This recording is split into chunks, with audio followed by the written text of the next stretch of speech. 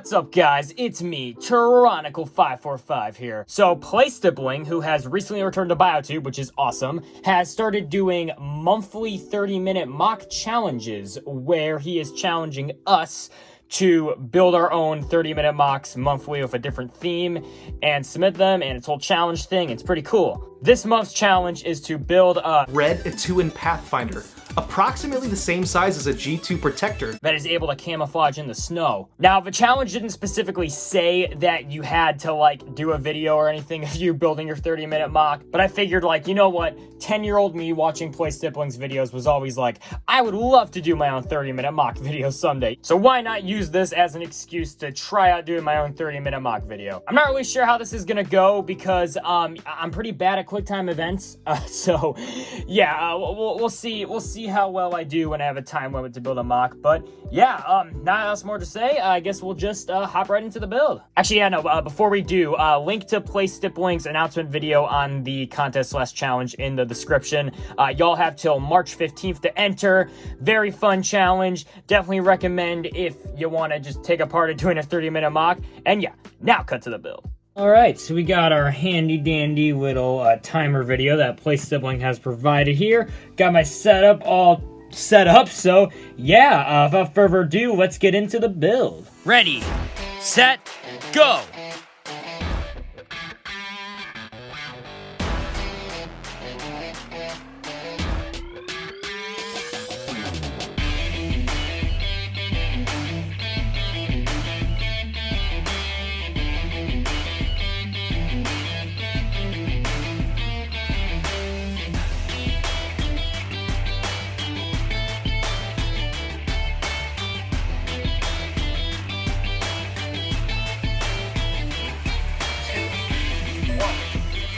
Okay, time's up. All right. So I'm a Stippling there, and yeah, for the time I was given, this is what I got. I think it's all right. There's definitely a lot of things I would change if I had the time to go back and do so. But yeah, this is my mock. This is what I got. Let's move on.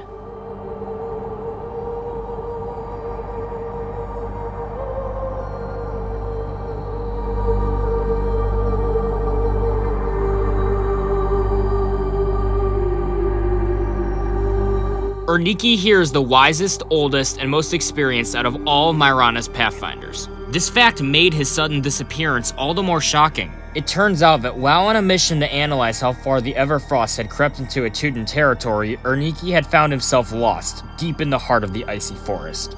From there, he needed the forge in order to survive, eventually donning the pelt of a local forest creature. Throughout all of this, however, the ever-burning flame of his staff never died down. Determined and fearless, Erniki has made it his mission to find a way back to the land of Etua, and inform Myrana and his fellow Pathfinders of the true power the rapidly growing Everfrost holds.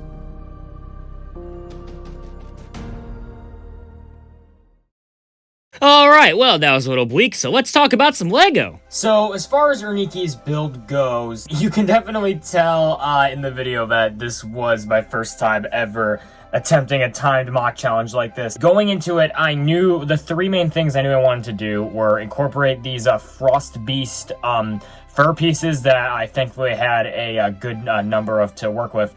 Use this mask and somehow incorporate a cloth piece, which, as you can see, yeah, the cloth piece didn't turn out too well. We'll get to that in a sec. I really wanted to get just this shaping with the Frost Beast fur pieces, like have them kind of like droop over the chest like this, and I knew to do that I probably had to do a custom torso. I just was having trouble figuring out how to make it work. But I originally, with this design, I had them like in my mind I was gonna have them out like this, but then I turned them in and it just all made sense like that. It just got the perfect shape I was going for. And then yeah, I put them on the arms too, and it gave the kind of like fur coat look I was going for. So yeah, the torso, it doesn't look too great. I mean, if we lift the cloth piece up, I mean, at the very least, I was able to get some of the like red Technic pieces in there, but yeah, it does look kind of janky and unfinished and a little bit sloppy. I'm not too big a fan of how this 5 long armor shell is just kind of slapped on there. But,